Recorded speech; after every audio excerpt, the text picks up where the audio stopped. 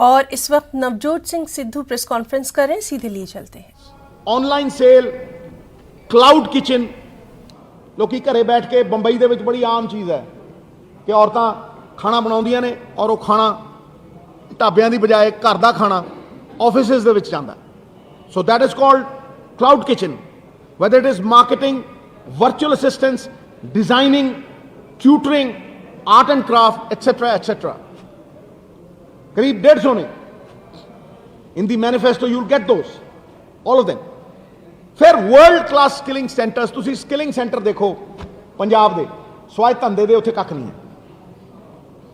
मैं आपदी कॉन्स्टिट्यूएंसी दे विचों 24 बंदे लैके आया सी, उदों बाद मैं बंदा नहीं कोई लिया, क्योंकि जिन्नी काल मेरे वरी जिन्ना लोग मेरे मगर पए मैं अज तक पछताउना।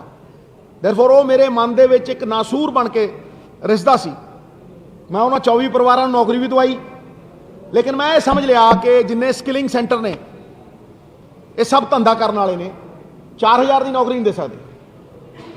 समझो सर, वी विल कम्युनिटी की